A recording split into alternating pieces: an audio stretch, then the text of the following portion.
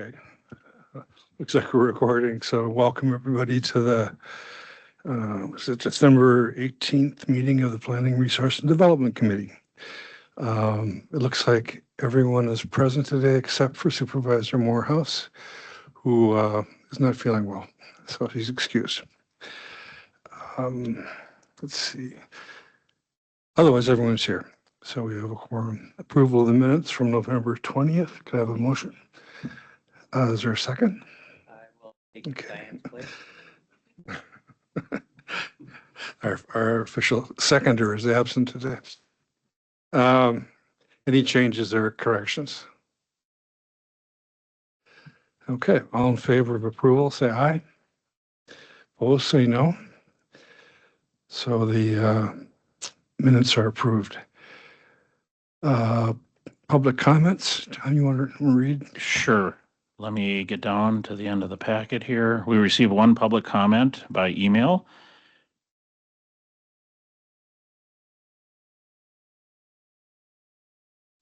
Just give me a second. It's always a glitch here with Teams, with sharing things. I have to close the document, reopen it.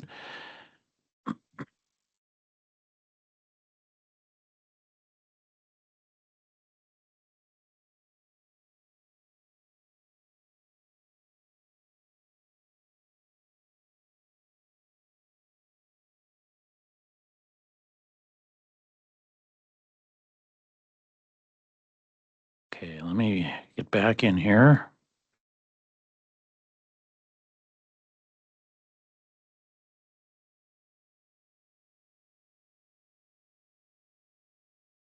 Okay, make this a little bigger. Okay, so we received a public comment by email from Terry Nichols. It was received Monday, December 16th at 2:32 p.m. I echo Neil Cook's presentation at the last PRD committee meeting. Dunn County has been a leader in testing groundwater along with other counties in west central Wisconsin. Over the years, I believe all parties involved, whether it be the DNR or the county or at a local level, the continuing theme seems to be a lack of staffing to address environmental issues, especially monitoring and continual testing of the environment. Recently, I thought I read that the Dunn County Emergency Management Department listed manure spills as part of their reporting. Does Dunn County track these spills as an ongoing practice? Is the DNR the main unit to address manure spills? One of these spills entered local surface water. Does Dunn County aid in the cleanup process? I can assure you that many residents of Dunn County are unaware of these incidents. I was. Is there currently monitoring of PFAS, forever chemicals in Dunn County? Are there dollars for PFAS testing? A quick trip to the DNR's website tells me they have a strategic plan to address PFAS, but little activity since 2021 because of an existing airfield in Madison. People are worried about PFAS getting into the surrounding lakes in Madison. Public comments at the last PRD meeting were helpful in taking a snapshot of processes currently in place. As a Dunn County resident, I have a problem with the current tidal wave of school district referenda in this state and the billions of dollars. Just move this down. I have a problem with the current tidal wave of school district referenda in this state and the billions of dollars being borrowed with declining student numbers in K through 12 education and public higher education. Should we be spending equal dollars to find out the extent of environmental issues relating to groundwater and PFAS in this state? This upcoming legislative session, I will be contacting local elected officials in our area to see what they have for solutions to local environmental issues. There has been so much reporting recently in west central Wisconsin relating to environmental issues that it would be a shame to let these reports sit on a shelf somewhere. There's too much of this going on already in this state. Terry Nichols, Town of Colfax. Thank you, Tom. And thank you, Jerry, for the, as usual, thoughtful comments. And we, I think, can, I don't know if Chase, if you want to address any of those in your report, but we don't have to. We can, I'm thinking that when we think about scheduling think about going into the new year, that we should take some time to think as a committee about how we want to address some of these questions over the coming months.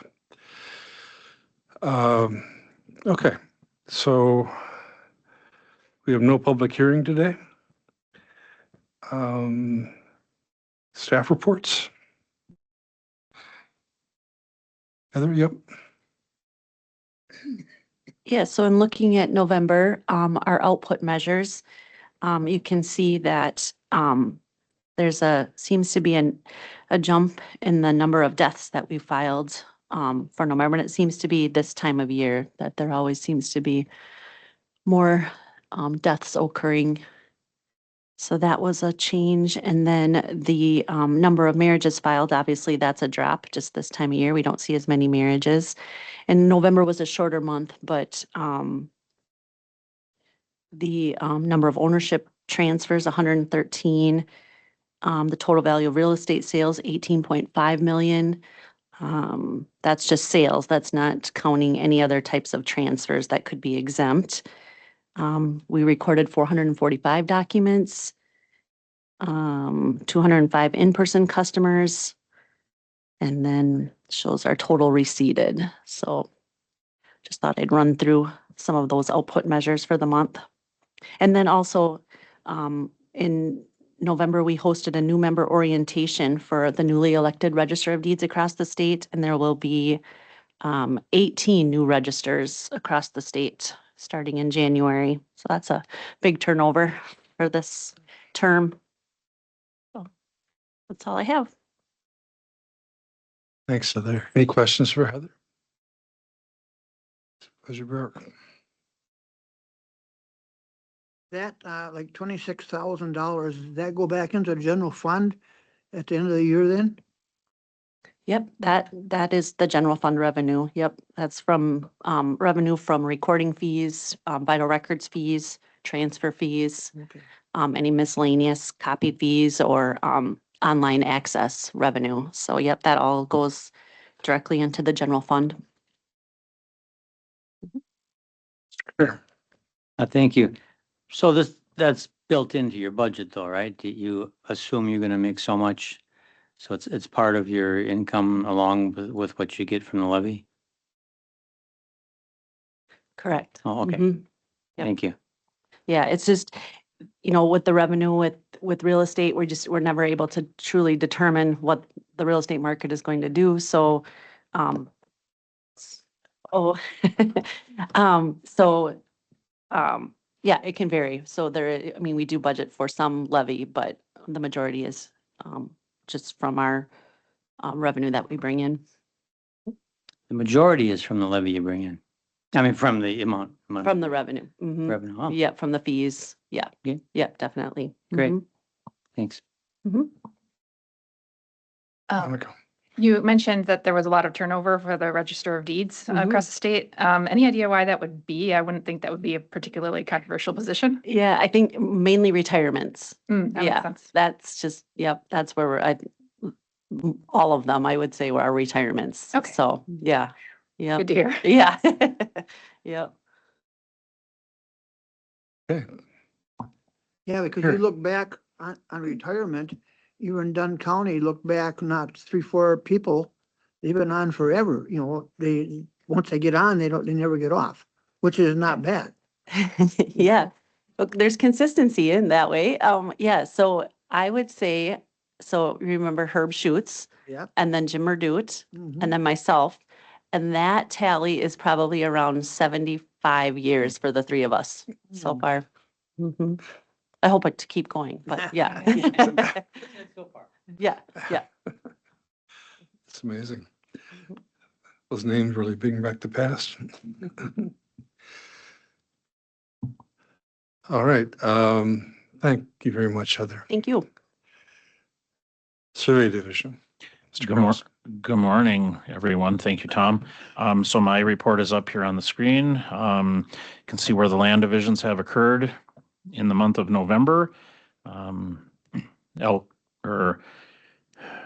Spring Brook, I guess, led the way with acreage and number of lots. So 9 maps of survey were submitted for review and filing. We worked on 19 public land survey system corners. That number is a little low for the month of November, but deer season was in there and we're just very careful going on private property when people are hunting. So anyway, An announcement I have is one of my employees, Troy Stoll. He's been here a long, long time. His last day of employment with the county is tomorrow.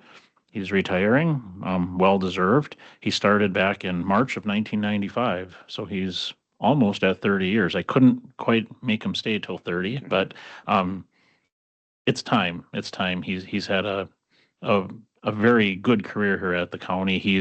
When I think of, all the government land corners that we visited, he's been to virtually all of those. He's been a field person, and he knows so many landowners around the county, just a wealth of information. So it's going to be sad to see him go, but I'm happy and excited for him that he can, enjoy the freedom that comes with retirement. So anyway, so then you can see my financial report follows my report. So I don't have anything to add unless there's questions of the committee. So to hire like a new person, are you going, do they have to be like a surveyor or not necessarily? When you hire another one to take his spot? His job description does not require licensure as a land surveyor, but the position requires, skills and knowledge of land surveying or related field. Yes. Mm-hmm. Anyone else? Okay, thanks, Tom, for the report. Chase? Good morning, everyone. I guess on behalf of the Planning and Land Use Division, the report is in there. I'll be acting as the interim zoning administrator for a while upon Ann's resignation. I guess if there's anything that I want to add to this report, working with a really good, knowledgeable planning and land use staff is very helpful. And in so much so that we're still moving forward with a lot of the activities that that division was already working on, one of those being the comprehensive plan. I've been in contact with regional planning and look forward to bringing them and an update to that process in the future meetings here at PRND. So I guess with that, at this time, if there's any questions you have, I'll do my best to answer them. Any questions from the committee? Thanks for being willing to step in, and I'm sure that you have a good relationship with the staff, and sounds like they're doing a good job of. They're telling me what needs to be done. So. That's what it sounds like, yeah. That's good. Okay, thanks, Chase. And I'll go again. Yep. Yeah, if there's anything that within the report for Land and Water Conservation Division, I'd be happy to answer questions. If you'd like, I could address a couple topics that were brought up in the public comment, just to give an update on. So regarding manure spills, so I received notification of all spills that happen within the county, as well as Department of Natural Resources through the spill hotline. Typically, the Department of Natural Resources is the coordinator or first responder in those events. But through our notification, we also, because we are 9 times out of 10 closer to that potential incident, that we, when available, can go out and look at it, make sure that cleanup is being started. We tend to know the landowner or the operator that the manure spill may have occurred with. It can help in mitigating that cleanup. As far as cleanup that enters into surface water, really any spill for that matter, the county, to my knowledge, especially through the Land and Water Conservation Division, we do not provide any funds for cleanup. That's all on the responsible party that the spill occurred from. Department of Natural Resources then follows up with any compliance matters or potential consequences that might be as a result of that. I would say the majority of the spills that we encounter are accidents. They're not intentional. They're hose breaks. There's valves that, didn't close properly. So they're not necessarily intentional, but so that's considered when following up and addressing that situation. As far as PFAS testing, I'll just remind you all, I think you're aware, but through the ARPA funds that we use for private well testing, we did do a round of PFAS testing at least every town hall or a proxy well, if the town hall did not have a well, back in 2023. And if I recall, 14 of our 22 towns had presence of PFAS in the water, but none of them were at levels exceeding the health standard that's set by, at the time, that is set by EPA and DNR. So I think those were the two things that I probably can address the most right now, but if you have What about questions. going forward? We are planning on doing more testing this year. We do have that additional funding award that we received through the EPA, through basically it was an essay competition that Heather Wood in our office was successful at getting. That right now, that testing is not slated to pay for PFAS testing. PFAS testing is quite expensive. I think a round number is around $500 to $800 per test. So we are not planning to continue to do that. But we are also in partnership with DNR, state agency, DATCAP, and other testing potential opportunities that might come up. So at this point, we do not intend to continue PFAS testing. At least from our perspective, Right. there might be state agencies that still are conducting it. So Gary, Are you still getting money for the farmer-led watershed for testing?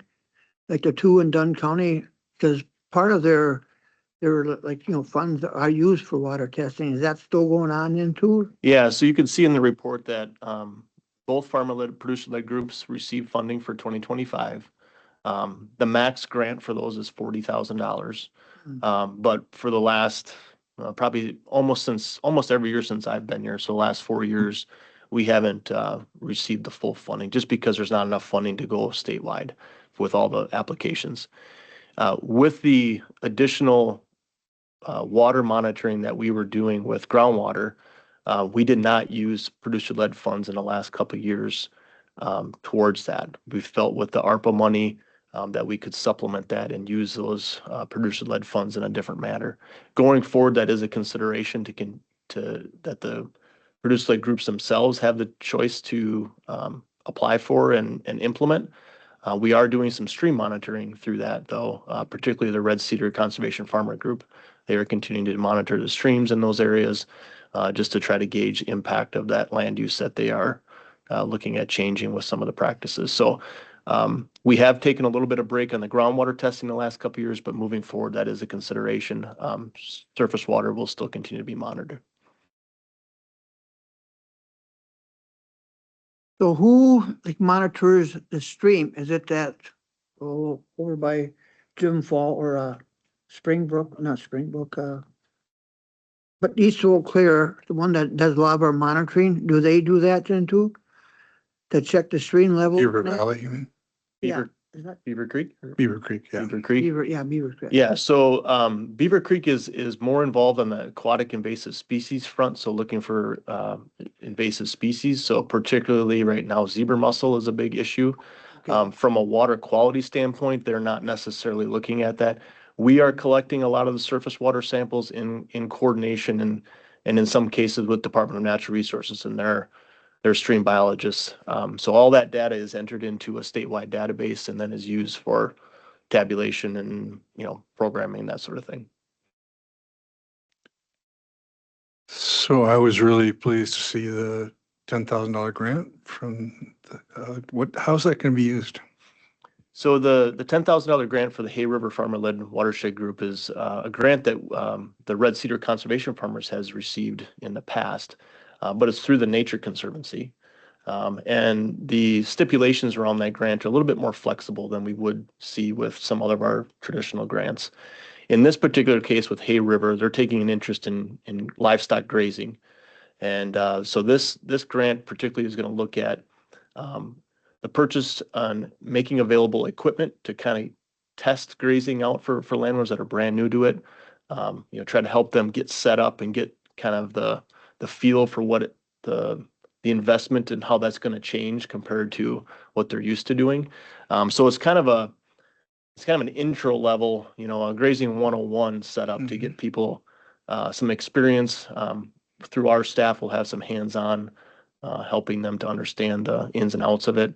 And then the hope is similar to like any other rental program that we have is, especially like through our no-till drill, is that landowner then would see the benefits and then carry forward with their own investment beyond what we could provide. So.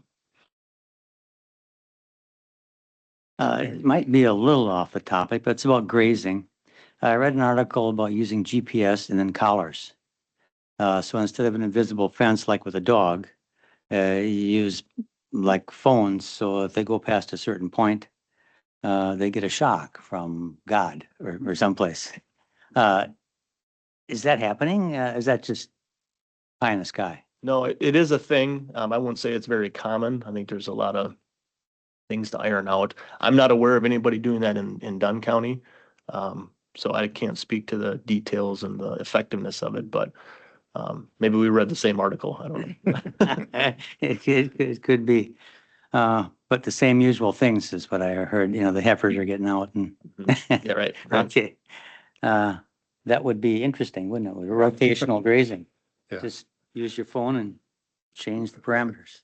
I think probably our topography is the biggest obstacle of that, the trees and the hills and stuff that, because it's not fun having your cows out.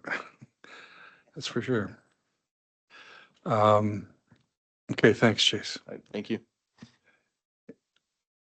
I'm wondering if Nick is here, but the one item that might take some time is item 9A. Or 8A, excuse me. And 9A, Alex is here. And maybe we could, without objection, maybe we could move him up and hang on to Nick for a little while to deal with 8A. So Alex, you want to?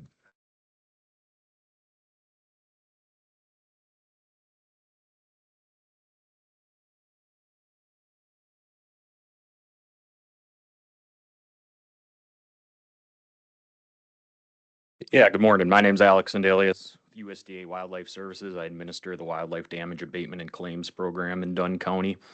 There'll be a few claims in Dunn County this season, and I wanted to set some prices for that today so I could proceed with calculating claims. So there's soybeans and corn.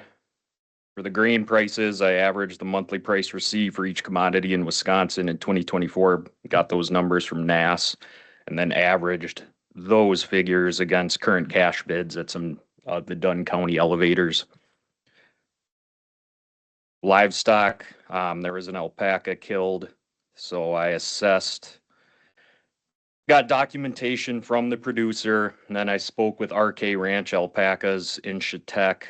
That's where this producer purchased their alpacas, and then, fact check those numbers based on prices at Redgate Alpaca Farm, which is a relatively well-known alpaca producer outside Faribault, Minnesota. This committee has statutory authority to set these prices to be whatever you want them to be. These are just my proposed prices, so you can certainly change them if you think some of them are inaccurate. If not, I recommend the committee approve these prices, and then I can proceed with claim calculation and bring them to a future meeting. Thanks, Alex. Any questions from the committee? Any alpaca experts here or marketing experts? Okay. A motion would be in order to approve the payment levels. Monica moves. Is there a second? Grab it, Mike. Okay. Doesn't that seem a little high for alpaca though, or am I just? I thought, I'm not an alpaca expert, so I had to Okay. do some learning about it. These Surrey alpacas are used for fiber production and breeding. And if anything, based on what I found, this number is conservative. I mean, there's alpacas that of similar age, color, and pedigree going for $8,000, $9,000, $10,000. Would they prove it that it came from like some wildlife, that it wasn't just some like dogs like causing problems, or? Yeah, so Hard to. they reported it as bear depredation. I responded a couple hours later. The bear was on site. And then I do a necropsy of the animal. issued a shooting permit, and then I trapped on site and caught the bear. So it's 100% confirmed bear depredation. Thank you. Yep. Any other questions?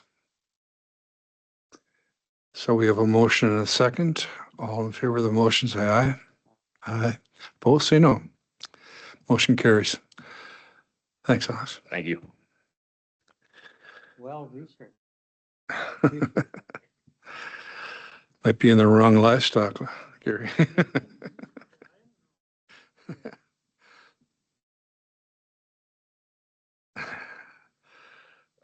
So 8A, purchase request of tax delinquent property in the town of Tainter. Nick, you want to, Yes. I know you've thank been you. looking at this. This is a few things wrapped into one. We have an in-rem property that has been perceived as having very little value. And so Tom's got a map up there now. There's a red line going from top to bottom, kind of in the middle of the map. This is a property that's owned by, we say Retzloff. I think there are several, there are 3 or 4 owners, I think, not all named Retzloff, but we call it Retzloff to save time in our writing and talking. They wanted to list their property for sale, and they got together with a realtor who was able to figure out that Tom, there's a driveway running through there. Oh, say, that's nice. Who's doing that? You? There's a driveway that runs through this property. So this in-rem property is the bit that's curved, that just lies east of the parcel of the Retzloff parcel. So Tom Carlson, so there's a driveway that's running across the property, the in-rem property. And of course, now they want to sell the property, but their driveway is on someone else's land. And so they came to the county to see what we could do to fix this. Tom and I talked about it. Ordinarily, you cannot there's a doctrine of adverse possession, or if you use somebody else's land as if it were your own long enough, you can get ownership of it. And ordinarily, you can't do that against the government. You can't say, well, I'm just going to use the government's land the way I want to, and someday I'll own it. But this isn't that kind of government land. This was owned privately since the state of Wisconsin was born, probably earlier, up until 2021, when it was lost in tax foreclosure.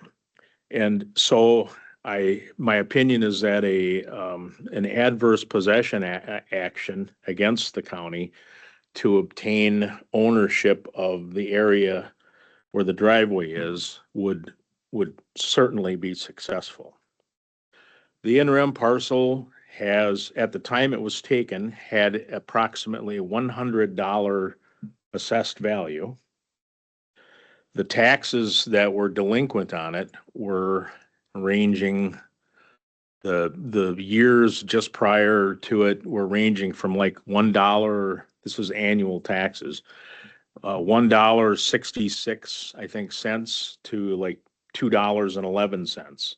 So the property was taken for about $6 in back taxes for a few years. It has a creek running through it that imposes some difficulties in using the property for development. You can see in the blue, Lamb's Creek runs through there. So it runs between the road, or it runs along the eastern edge of the property. And then there's a wetland in there. And so Tom was able to, and I want to say thank you to him, because he had his his surveyor's calculator and everything out and did all these calculations. There are 2 buildable spaces on this lot. One of them is approximately 30 square feet, which assuming an outhouse would be legal, I guess you could put one of those there. And then the other one is 2,800 square feet. But because of the wetland and the creek, your septic and well are gonna be taking up a lot of that 2,500 square feet of buildable area, or 2,800. And I mean, I think the assessed value is a pretty accurate, I guess, assessment of what the value of the land is. It doesn't have a high value. Then, in addition, we've got Lambs Creek running roughly parallel for quite a ways next to Dunn County's County Highway G. Or is this is D and G running together. So this is north of I still call it the Blue Bridge, but this is north of the bridge by Jake's and just a little bit kind of north and east of the Pioneer. There's the Tainter Town Hall you can see. So the creek runs through there. Our highway commissioner has reported that there is some, I can't think of the word, undercutting so the creek is actually eroding away a little bit. It's not moving fast. It's probably, there's no immediate danger, but the creek's getting closer to the highway. So he's interested in getting a slightly larger fee simple interest in the property in order that the highway department can come in and riprap the stream or shore it up or whatever in order to prevent erosion that's slowly encroaching on the county highway. And then back to the driveway. So now, and then we still have a driveway. And so the owners, it's Bruce Retzloff, Jolene Martinson, Kevin Retzloff, and Len Retzloff. The owners of that parcel have expressed an interest in getting some kind of either an easement or ownership, which would require a survey to be done in order that the driveway can be anchored to the main property and then they can sell it easier. Nobody wants to sell a piece of property where the legal status of the driveway to get there is kind of up in the air. So we discussed it, and what I'm proposing, or what we're proposing, is that the county convey a fee. So the county owns it, but the only ownership document is the judgment of foreclosure. So what I'm proposing is that the county convey convey a fee simple interest to the Dunn County Highway Department for part of that, and that the remainder of it be conveyed to the owners, Retzloffs and Martinson, so that the property would be back on the tax roll. It's only a couple bucks a year, but it's better than nothing. And so that's what we're proposing. I think if we were to do that, because the southern end of the part of the tax parcel, the highway department's 50-foot not easement, but 50-foot right of way fee simple interest would still leave a small amount of driveway that would run through county land, which would be owned by the highway department. But that's already the case with every driveway anywhere. It's not really going to be a legal issue. I mean, I think at the very you know, if the highway department were to issue just a driveway permit or something, I don't even think that's required. But, you know, so I think it clears up everybody's legal issues. It gets the property back onto the tax roll. Now, the parcel, this in rem parcel, this oddly shaped, teardrop shaped parcel, is general ag, is that right? I think it's general ag and the rest of it is residential, or it's vice versa. So they're not the same they're not the same zoning district. So we wouldn't be able to merge the parcels into one parcel. But it still clears up some, you know, some issues that need to be cleared up. And again, I mean, if push came to shove, the cost of participating in a adverse possession action would far exceed there would be a lot of cost for the landowners, there would be cost for the county, and a lot of time and everything going into it. And it would, you know, it would still result in some portion of that land being transferred, but it would have to be subject to a certified survey map to redo it and carve it into two pieces.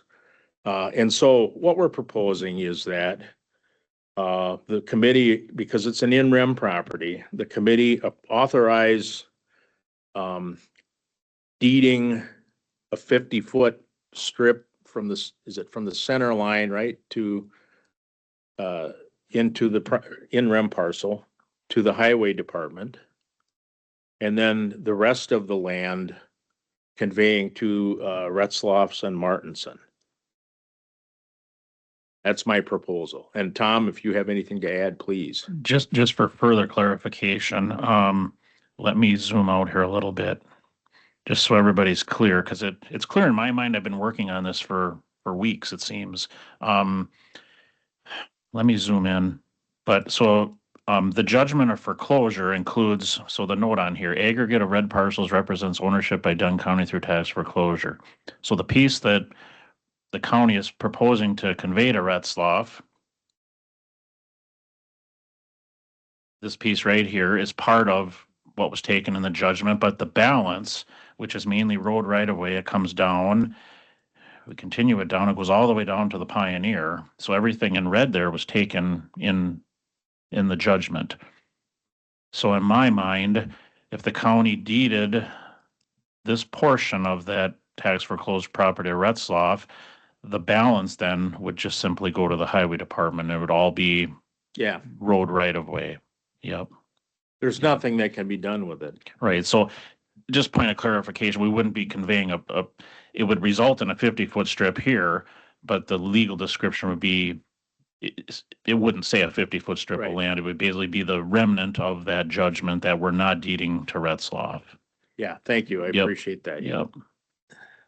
So then the highway department would have title to everything, all the rest of the red polygon, all the way down to the intersection by Jake's and the Pioneer, which would basically encompass road right of way.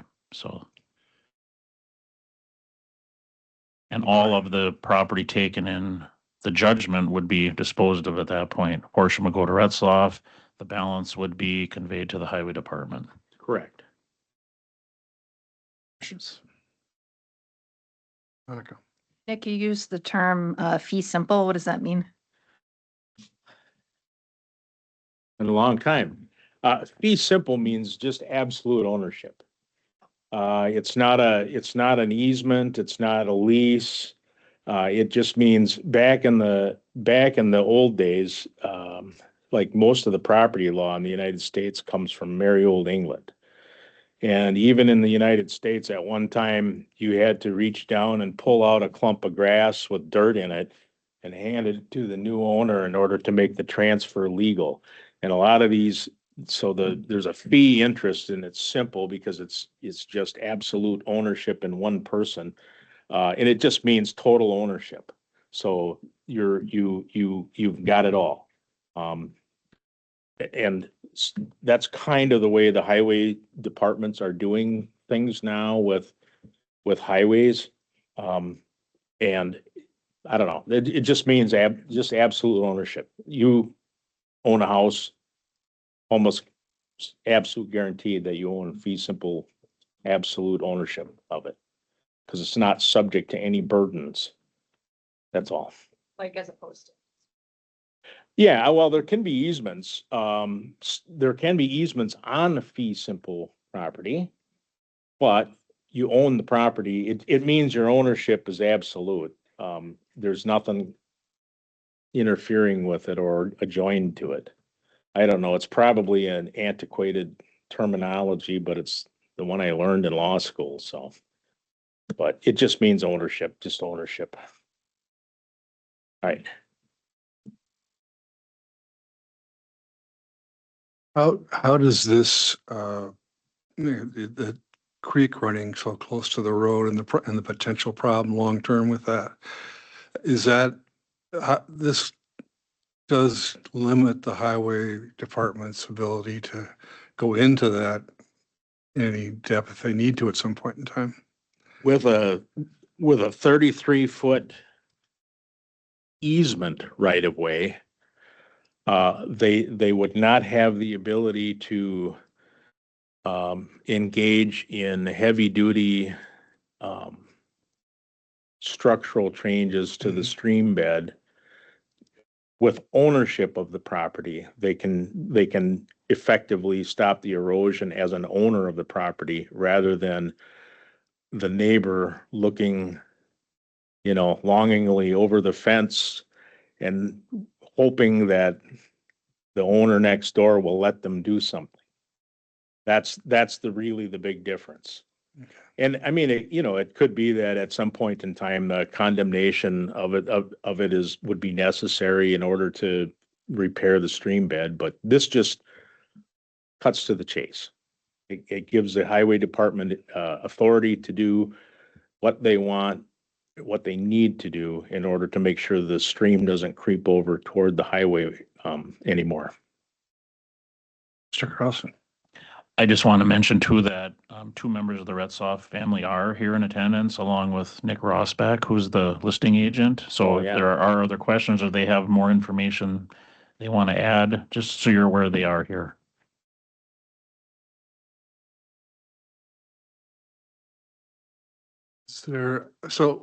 I think that sounds like a decent plan. When I look at this property, though, it seems like this is the wrong place for any kind of development or septic system to go. Yeah.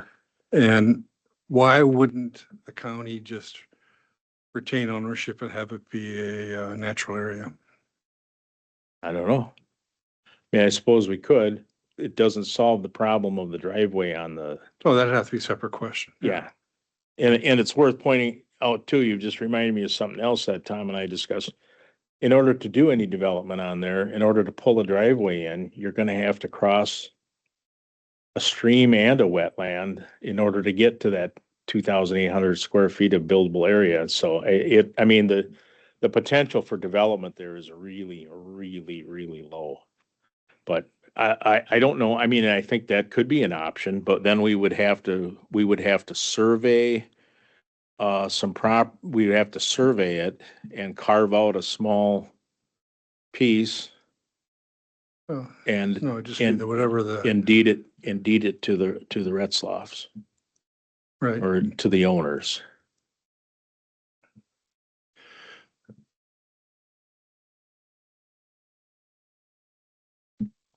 I mean, as I say, is I would imagine that the advantage of putting property back on the tax rolls is always a consideration, but the property taxes on this are going to be pretty de minimis, They are. as you pointed out. So is the interest of the county, and I don't think it would in any way affect the Retzloff's ability to sell the property, because the new owners would know that there would not be a development happening on that property Yeah. ever.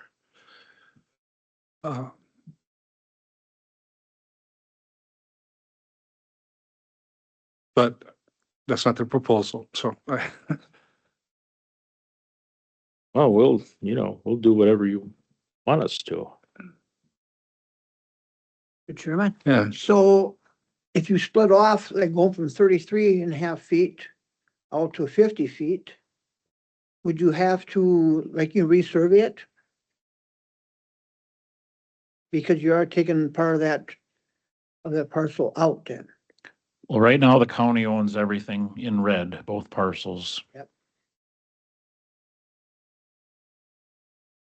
And no, I mean, no surveying is required at this point for us to keep a portion of it and deed a piece to Retzlaff. We have a legal description worked out and yeah, no surveying is required. Yeah, we can do a meets and bounds description utilizing the center line of County Highway DG as the boundary or as the measuring point for moving in onto the property to establish the boundary line. It's basically a 50-foot westerly offset from the center line. Everything in government lot one lying westerly of a 50-foot offset line, westerly of and parallel to the center line of the county highway. It can be very easily described without Yeah. doing a survey. I was gonna say that.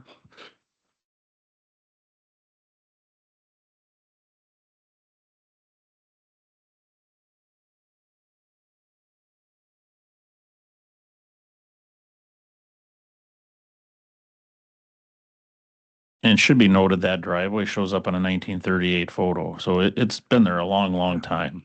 Thus, the high degree of confidence that they would prevail in an adverse possession. Yeah, I don't have a problem with that. It Yeah. makes a lot of sense. I know, yeah, agree. it's been there at least 90 years. Right, and it's appropriate. It makes, it's actually ethical thing to do, so Yeah. not a problem. I'm just thinking about whether we should measure the long-term interests of the county and the lake, I guess, as the creek has flowed pretty quickly into the lake from there, so it has some impact on water quality. But I don't know, do other committee members have any thoughts on this? Well, if we wanted to keep it, there'd be more of a process on our end, but then it would also go to facilities. Because they're the ones that deal with, county property. Well, I don't know, how would that work with this? The highway department owns property also, right? Yeah, I asked Dustin, I said, do you know, the county owns the property. He expressed a preference that it be titled. So we'd actually do a deed from Dunn County to the Dunn County Highway Department in order to establish a title document that's recorded. Because like I said, right now, the only thing that shows our ownership of it is a judgment of tax foreclosure that's recorded in the Register of Deeds office. So if you look, you'll see that the county owns it, but we don't have a piece of paper that says Dunn County owns this land. So I don't know how the parks are held, if they're held just in the name Dunn County or not.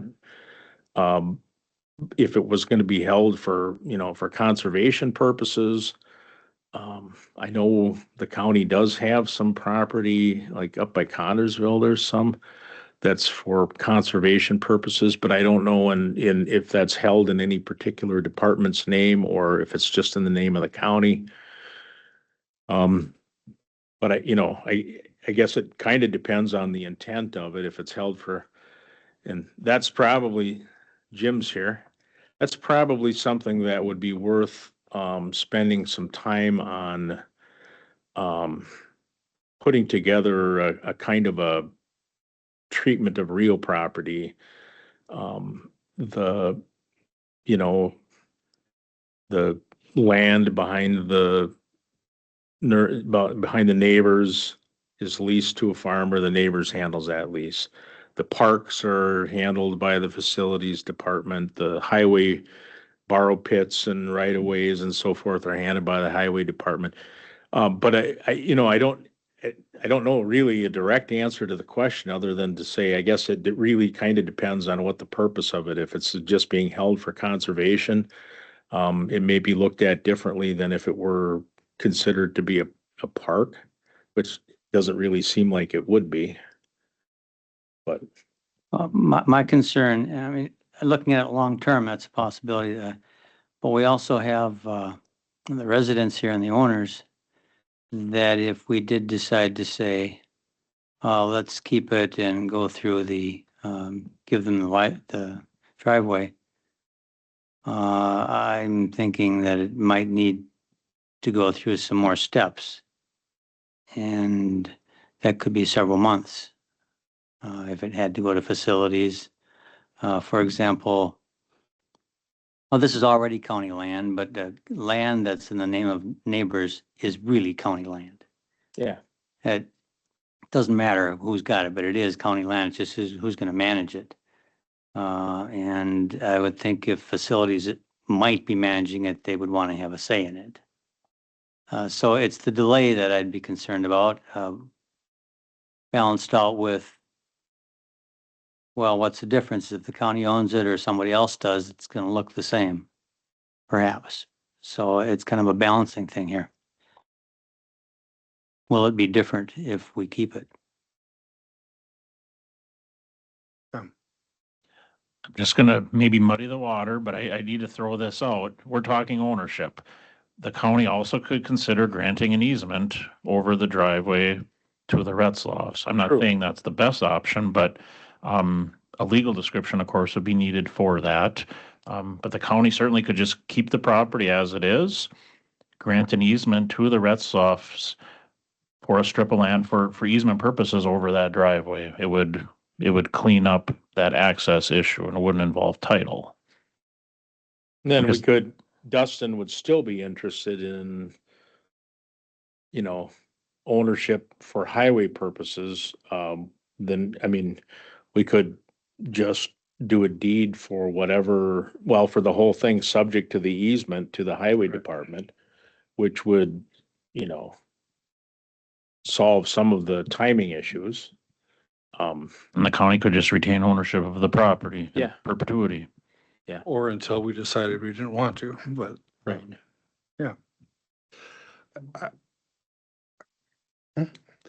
Yeah. Wondering about the owners and how they feel about it.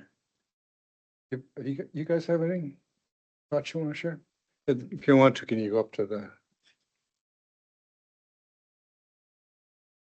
Hate to be so formal, but we gotta get it on record. So if you could, when you get up there, maybe Nick, could you push a button? That's a low seat. There you go. Just name and address first. N8055 County Road DG, Colfax, Wisconsin, 54730. And your name? I'm Ruth Retzloff. I'm not very good. Sure.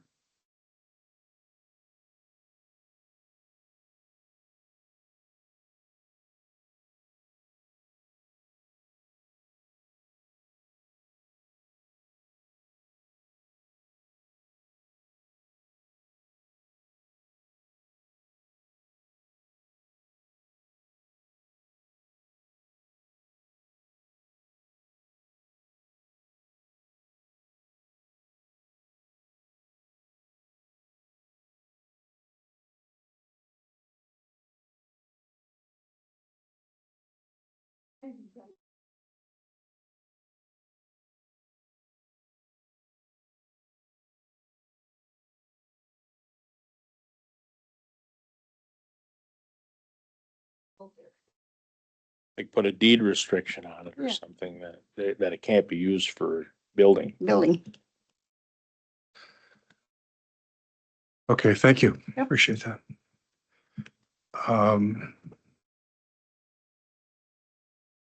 So one option, I don't want to beat this to death, but one option is to carve out an easement for the driveway, and would we include that use of that adjoining land there, or just the driveway if we did that?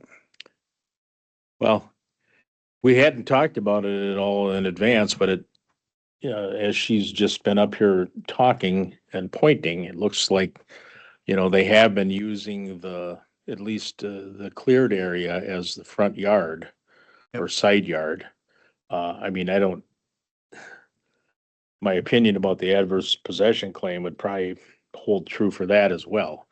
And so we could, if we were to grant an easement or just do a survey and and deed a small little triangle, we wouldn't have to limit it to just the driveway. Right. We could go up a little more just to make the sort of a homogeneous And that could- package with the yard and curtilage of the house.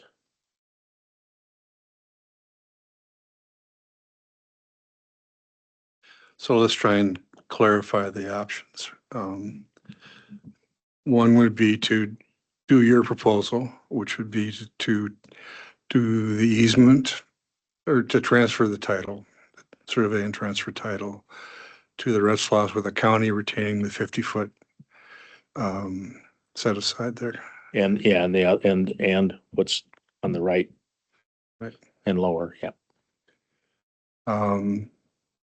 The other option would be seems like would be for the county to retain the property and provide an easement to the Retzlaffs on the portion that they are using as a driveway, or to divide. The third option, I suppose, would be to further divide the property and give them a more clearly defined parcel that would reflect their existing use of the property. Yeah.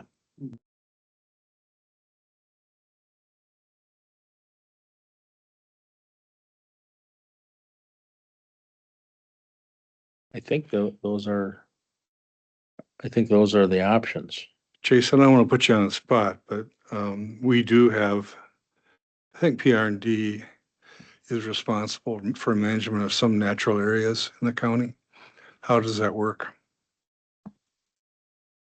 Basically, the Dunn County Islands are the primary responsibility in the rules of the board, I guess, for PR&D. So the property that Nick mentioned up by Connors, are you familiar with that? Yeah, the Chimney Rock property. Yeah. Yeah, that's in Dunn County ownership, parts of it. The other parts are DNR. There's a private parcel in the middle. To my understanding, No role. there's no role in management of it. I think that's considered a park, basically. Yeah. I don't even think it's considered a park. Okay. Because a hunting is allowed. I believe our rules say that if it's a park, hunting is not allowed. So. Yeah, my understanding is it was acquired solely to ensure that there's public access to the Hay River for trout fishing and whatever else you do there. As part of There is one person who has a wedged lot in between DNR land and county land has a lot of unwelcome ATV traffic. But other than that, it just provides access for recreational purposes. Very. So how hard will it be, Tom, to that southern part, just kind of cut off a little bit? Because I think it'd be a lot easier for the seller and the buyer if they have a little more access to the road. Because right now it's just, will they have to be surveyed in? Yes, correct. So I've got the laser pointer, everybody can see the yard here. Yep. You know, But even go back a little further, because that up into here. kind of changes a little bit. It would make their home a lot easier to sell. Right, regardless of where we put this line, we're gonna have to describe a parcel of land for transfer. It'll require a legal description, and as part of that, we'd have to do a map. This would meet the two-part test of a conveyance of land between adjoiners. So we would not have to do a certified survey map. We have unplatted lands that we're pulling land out of, and that parcel is going to an adjacent owner that also has unplatted lands. So a CSM, certified survey map, would not be required, but we would still be required to perform a field survey, write a legal description, prepare a map, and file that map with the county. And that'd be done by like a surveyor, or would the county do that? The county could do it if the committee so chooses. I mean, we perform work directed, perform surveys required by the county. So if the county is going to require this, then certainly my office could do that. It's not going to happen in the next week. We've got frost in the ground that's getting deeper by the day. But But I'm just saying that that's what it would require, whether the county did it or a private surveyor, a map is going to be required to be filed with the county. So I kind of like the idea of Tom idea, maybe just leave it as it is and just take off a little bit on that southern part there and somehow transfer that over to the Retzloffs. That's what Tom idea, wasn't it? Kind of just maybe like yeah. leave it as it is?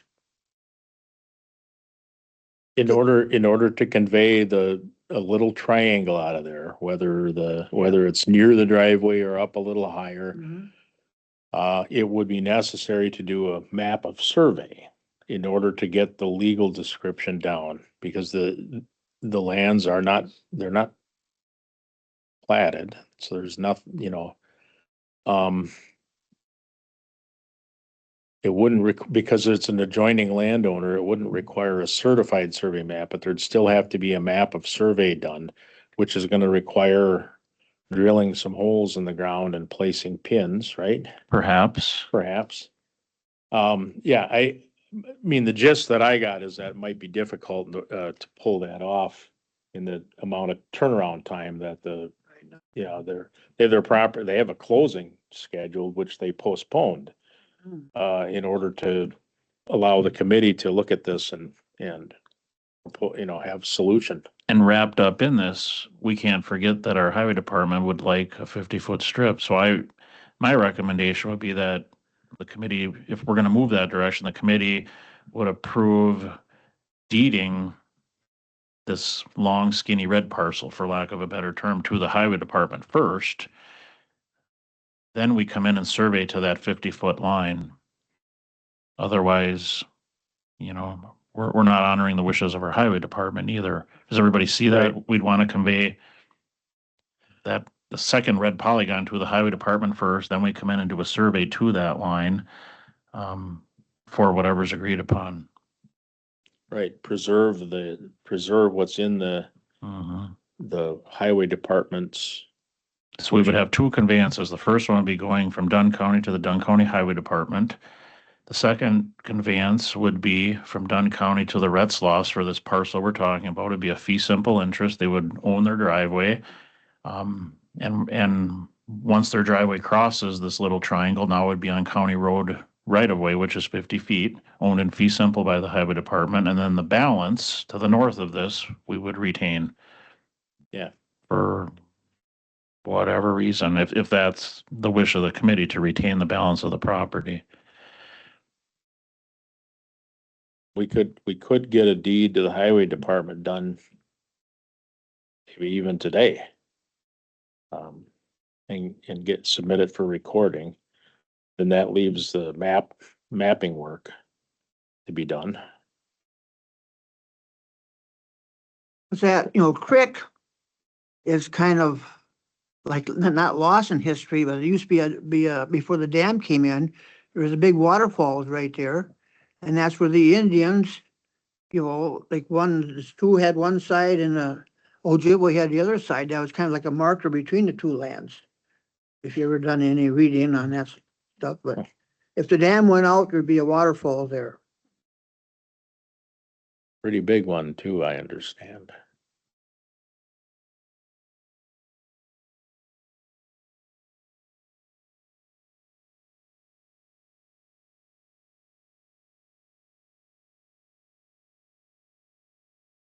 The other thoughts from the committee about the direction?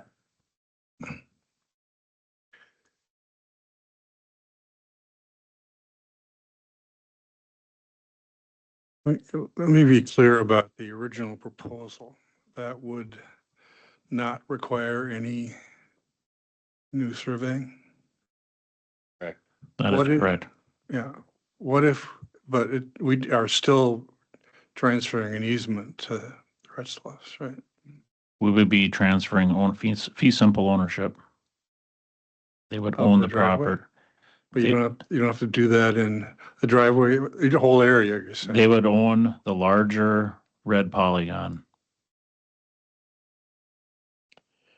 The difference, I think the critical difference is that if they were to have ownership of that larger red polygon, versus, not having ownership. The driveway would be running over property owned by the highway department as part of their right of way. Whether it's an easement or they own the property, that's where all driveways are located.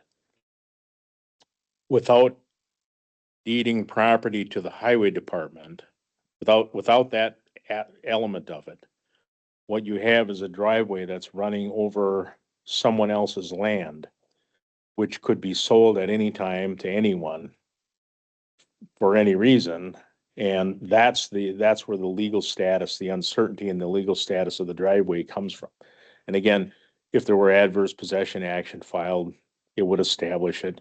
We're trying to prevent a lot of unnecessary work to be done in order to give them their driveway and make sure the highway department has access to an area that would, is thought would facilitate preserving the county highway. And that's the critical difference, though, is that it's if it's over the highway department's land, it's the highway department's land, and it's in a right of way. Unless the county relocated the highway, it's going to be there in perpetuity versus running across a parcel of land that could be sold at any time to anyone. And it's not connected to the highway. Mike, Okay, I'm going to kind of ignore the highway right of way because no matter what, they can drive across the highway right away. Yeah. Yeah, so in any case, whether we go with selling or deeding the entire property or just the lower triangle, the highway department's gonna get their land. So that's kind of nothing we Right. have to worry about. So I like what you've been saying. Two things, we either deed the whole property or we deed the small chunk on the bottom. A right of way just doesn't seem like the proper way to go at all here. An easement, you mean? Easement, Yeah. thank you. So I would not approve an easement from my point of view. What our choice is between the whole thing or the bottom part. If we do just the bottom part, it'd take longer. But not 2 months or. We're looking I at could Tom, deed to the highway department probably today, so, but I'm talking about the surveying. yeah. Yeah, I mean, we'd have to establish the west line of government lot 1, which would require tying into 2 government corners, establishing the road right of way. I mean, there's a fair amount of field work to do, and I can't control the weather. It could turn bitter cold here for the next month. I would say, yeah, in the next 2 months, it's certainly possible that this could get taken care of. Mm-hmm.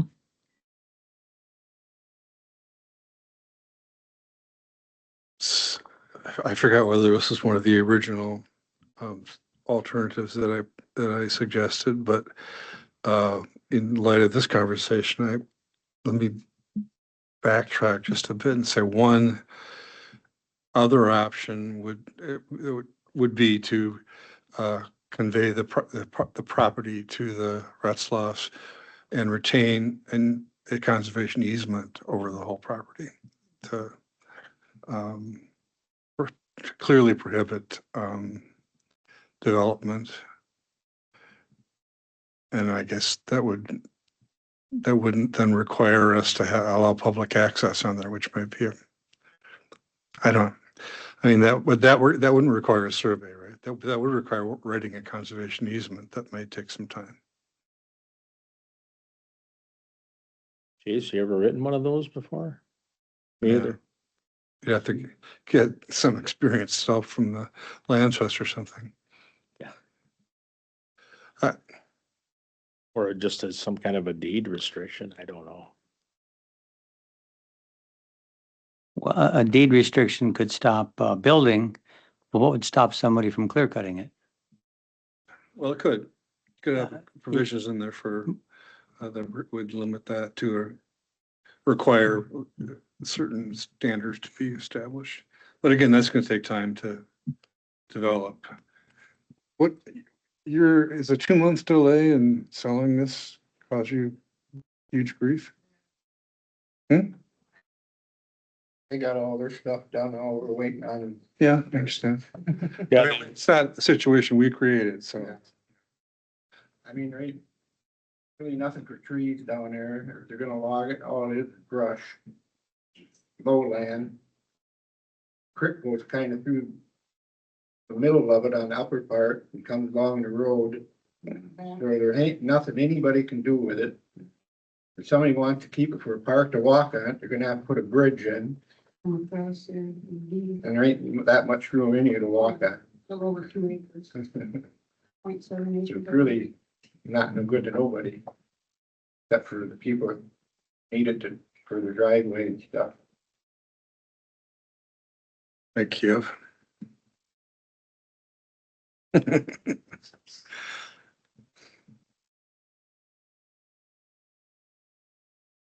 I feel okay with taking a couple extra months to explore the options.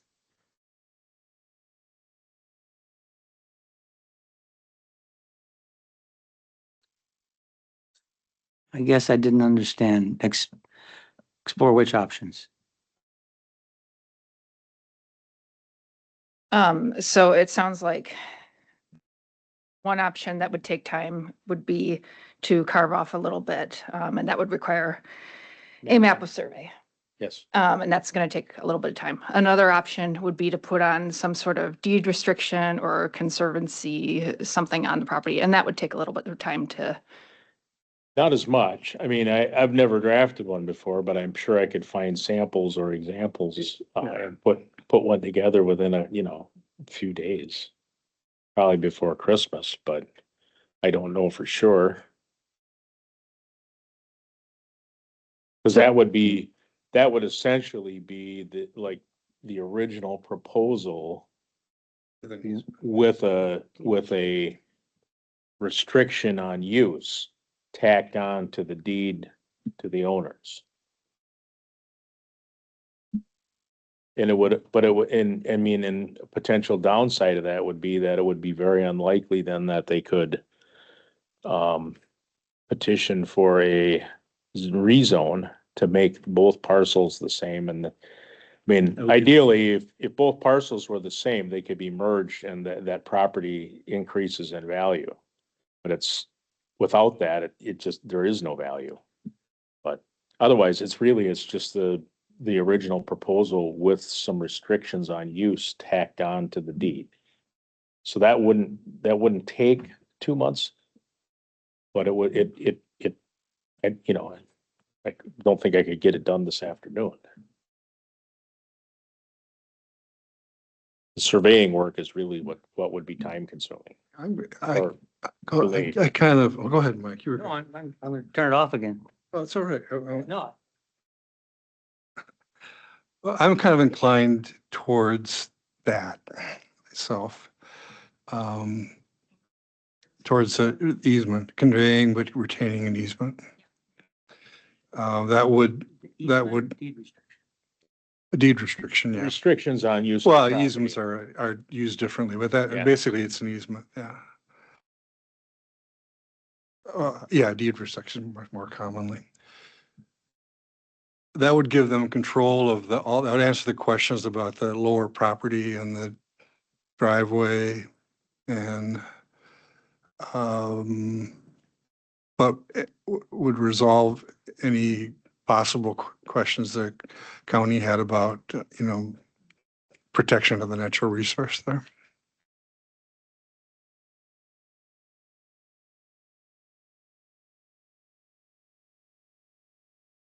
I could just see Nick thinking is all, but, yeah, I'm glad you kind of talked about the different possibilities.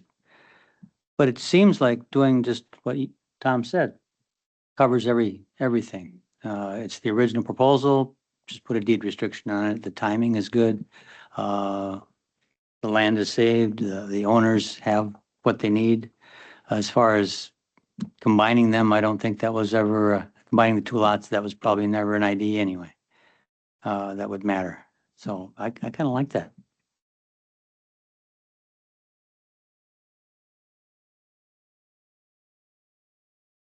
Can I make a proposal or a motion? And wish you would. Okay, I move that we approve the transfer as presented with the Highway Department and Retzloff's, with the addition that we put a deed restriction on the property to prohibit building or any substantial deterioration of the area because of the environment. Is there a second to that?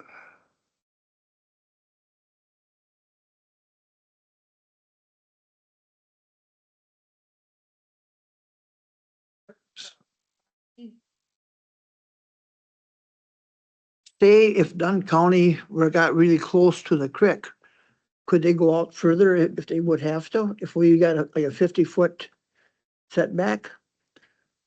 That's the only, that would be the only remaining concern I would have, yeah. And Nick, you said that they could, because they own the property on that side of the creek, they would Yep. have, If the county owned all the property, the county can, do whatever it wants. yeah, it's a creek, so it's gonna be subject to some restrictions from the Department of Natural Resources, but yeah. Dustin is the one who picked 50 feet. I believe that's correct. He picked 50 feet from the center line as opposed to the customary 33 because it puts the creek into the right of way area enough that they can deal with the eastern bank of the creek, which is where the concern comes from. I don't think it puts the entire creek in. It comes pretty close in a couple spots. But, or I should say creek bed. Cause it meanders back up and starts going to the northwest again as we come around the curve.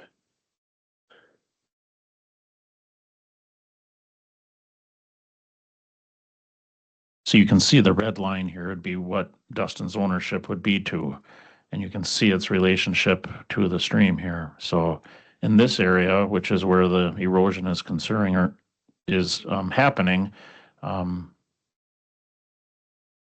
ownership would go to the red line. So it looks like the entire bed and probably both banks or almost both banks would be within the road right of way, which is where he wants to do his repair.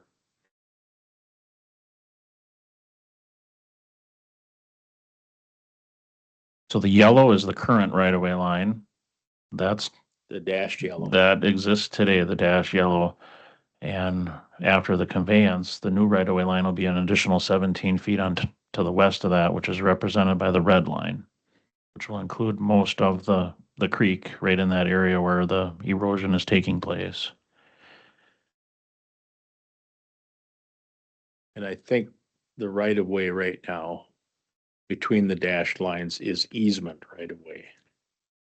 That is correct. I mean, Yep. yeah, it has been. The county owns the property now, and so, with a little fancy legal work, it'd be easy to merge them, but the highway department's right of way is, the momentum of it is still, it's an easement that has been on the property, both on the eastern edge of the highway and on the western edge.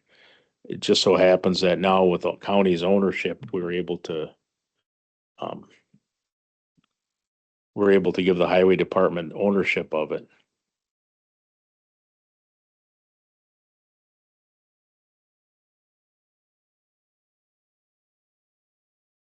So I don't want to overlook Monica's consideration of postponing for further discussion. Do you still feel like that's important? I'm feeling okay. Sure. So, yeah. Mhm. Okay. Yeah. Gary, any thoughts? So if that land was transferred to the Retzloffs, could they put signs out there like no trespassing, that kind of stuff, or would that could be written into it? Not that somebody would want to, but there's times that creek goes dry. I don't, I really don't think you can impose that kind of no trespassing aspect into a deed. The uses. And but they could, yeah, I mean, anyone can. If you go up to Otter Creek, there's one every 200 feet on every town road. Um, anyone can do it. Any property owner.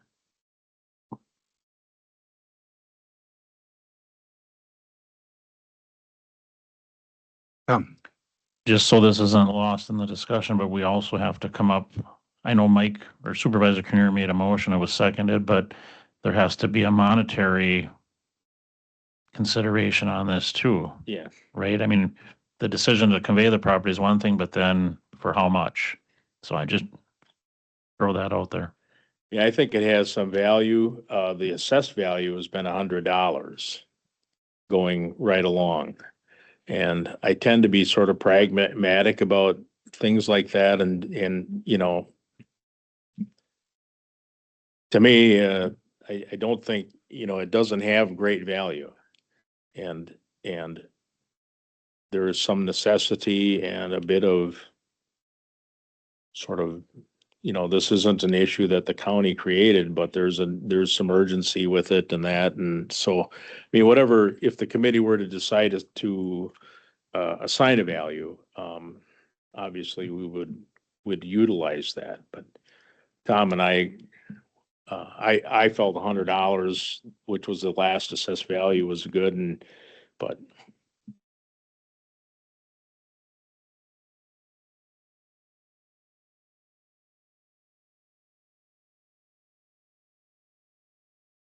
So we need to amend the motion. If we pass the motion, we need to amend it to include a recommended value. yeah, you could amend that, right? Yeah, you could do that amendment Yeah. right now if anyone Yeah, was that's what I'm saying. signed. Can I amend it then to include $100 value? Uh, Or, Yeah, you can. Yeah. You can propose that. An amendment to the motion. We have a motion to amend the resolution to establish $100 value. Is there a second for that? I think it's too low. Discussion. I think it's too low. It's going to add a significant value to, I think, or it could add a significant value, even as not, I mean, it's, whoever buys that property is going to know they're not going to, well, they're going to have access to it. And there's some value to that, and having a natural area this close to town is. Yeah. Can you repeat that, what the motion is now? And So- are we back to the original proposal, kind of? No, so yeah, I'm sorry. Let me try and clarify that. So we're sort of back to the original proposal with regard to the highway easement. And the idea of conveying the property to your family if you want it. But with the provision that we would convey it after having attached a deed restriction to it that would specify some restrictions on development. And I mean, these are things that probably are never going to come up, but just who knows what's going to happen 100 years from now. So that you would own it subject to the restrictions that we put on the deed restriction. And then the question is, what should we establish as a price that you would pay to buy it from the county? And Nick is suggesting that the appraised value is $100, and that's been moved and seconded. And now we're discussing that. What would be an example of the restrictions that might be placed on? No development, no housing development, No construction. no no development of building any kind, construction. probably. No what? No buildings, no construction of buildings or outbuildings or accessory buildings. I think that's fair. Yeah, I think there'd be things that you could live with, you know, just. What would be the time frame on this? Well, this could be within a month, I would think, right? Well, if it went as it's sitting right now, with what's pending, it could be a pretty quick turnaround time, probably a week or so. We got it closing for January 9th right now. Yeah, I think it would, I think it definitely could come in before then. Would work. The tricky bit is just putting together the wording for the restrictions. We've had a lot of issues on this transaction. I'd like to close the parameters and Gotcha. get sent down again. Understood. Yeah. So right now they'd be deeding it, the county land minus the 50 feet to the Retzlaff family. Yep. And then the Retzlaff family would be deeding it to the new owner then. Right. And that would have this deed restriction on it that would establish some, I think realistic limitations for you and all future owners. Anybody's got any common sense by just looking at the land, it's kind of covering what your deed restriction would be. Yeah, well, it does seem like that. Mhm. That's not gonna be an issue, right? Springtime, snow melt, all that lower land's underwater anyway. You couldn't build, couldn't build nothing down there anyway. I've heard people say that and then And then they they get found a way. built. I'm not saying you would do it, but who knows who's gonna own this property in 50 years? That's fine. Yeah. So we wouldn't need any driveway easement then. Then you would. Because it's been- no, Correct. You don't have a driveway. It'd be conveyed to the Retzlaffs. So the other question is what we would ask you to pay for it. And the suggestion is $100. I think that's a little low. I was gonna say 500. I think it does add to the value of your sale. I'm not sure if you could probably negotiate the price. That this wasn't included, so maybe it allows you to jack that price up a little bit. I would think it'd be worth at least $500 to the new owner to have this attached to his property. That's But my that- questions. That's it. Okay. Anyway, I'm not making a motion, but I want to get any reaction from the committee to that. If there is any. If not, then I'll withdraw my concern. And we have a motion and a second to amend the resolution to establish a purchase price of $100 on the property. Any further discussion? All in favor, say aye.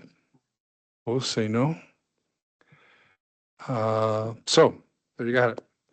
Well, now you vote on the main motion. Oh, as the main amended. motion. Yes. I'm Oh. sorry. No, I should know that by now, after this long. So no, back to the main motion, which has been amended to include the purchase price. All in favor of the motion as presented and amended, say aye. Aye. Opposed, say no. Motion carries. So we're gonna have to trust you guys to write we won't meet prior to their closing date, so, I'm really confident that we can get it done. Tom is already in anticipation of the possibility that the committee would approve essentially this. He's already written the legal description, so all I have to do is cut and paste them Yeah. into deeds, and then the tricky bit, as I said, is just going to be to get verbiage for the restrictions, there's plenty of that out there. I think. Yeah, no, there is for sure. Okay. We voted on this yet? Yeah, we did. This is a done deal. Thanks for hanging in there on this, you guys. Appreciate it. And staff, good job, Nick, Tom.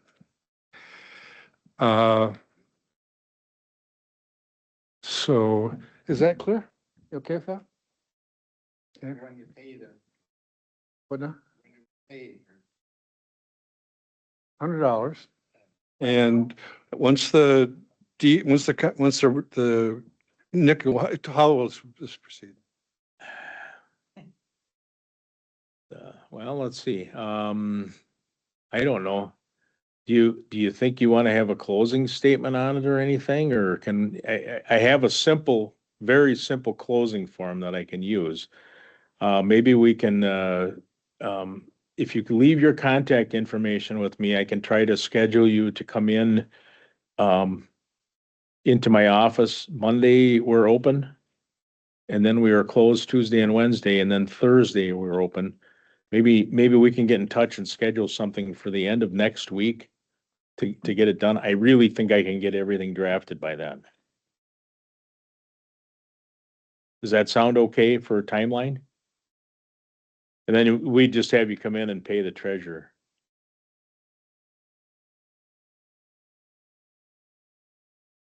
We'll even take a personal check. Okay.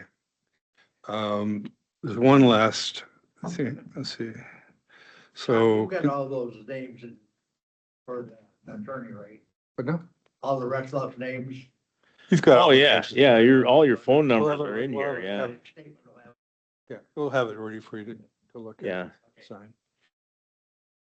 And, okay, so, announcements. So from now on, we'll be meeting in room 60. We can all know that.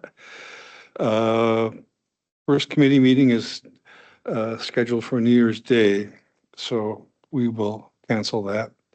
And so our next meeting would be I think it's the 15th, huh? January 15th. Any other announcements anyone has? And I would, number 12, future meeting and agenda items. I'd like to, at least at that January 15th meeting, have a discussion of of the things that we would like to develop some clarity about or take action on going forward, especially since we don't have a county planner and zoning administrator right now. So I think about, there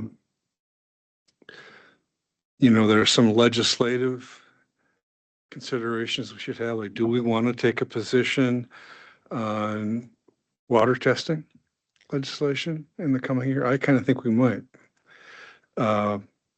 And maybe deciding whether they do, and if we could craft a resolution that could be put in the county's packet and also maybe forwarded to the county association at their convention or when they meet this summer to consider those.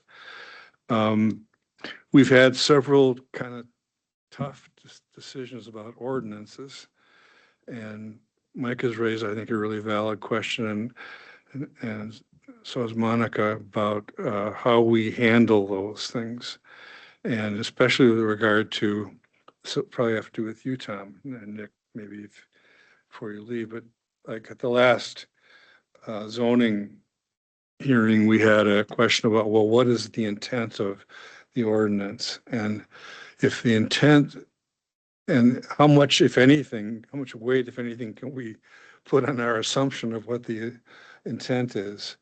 And do we need to clarify that in any way so that we aren't just making arbitrary decisions? Do you mean with respect to rezoning requests?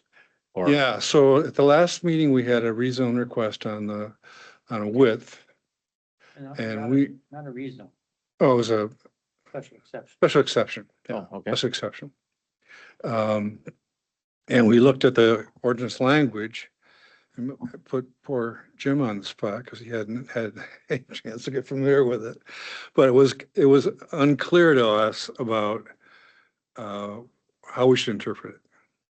And I don't know if you're going to be around on the 15th, but if you're not, maybe you and Jim could talk about it. Yeah, Just to get some clarity about that as a committee. So we're doing our jobs and avoiding confusion and lengthy meetings if possible. There are questions about the comp plan and how we're going to go forward on that now that we don't have a zoning administrator or planner. So there may be other things, but I sitting some time at the meeting where we would sort of go through those things. So here's how we want to handle them. Not that we will handle them on the 15th, but that we would get a grip on it as a committee and get everybody's thoughts on it. Okay? Okay. and with regard to planner zoning administrator, I see yesterday there was an email that went out. The position's been put out there for solicitation of interest and applications already, so. Well, hopefully we'll get good applicants. Either way, we gotta kind of figure out. They're gonna come in cold. Chase is talking to staff about the comp plan stuff, but I think the committee should maybe have some input into that too. Okay, then if there's nothing else, we're adjourned. Thanks, everybody. Say, we're adjourning. I want to say you did a great job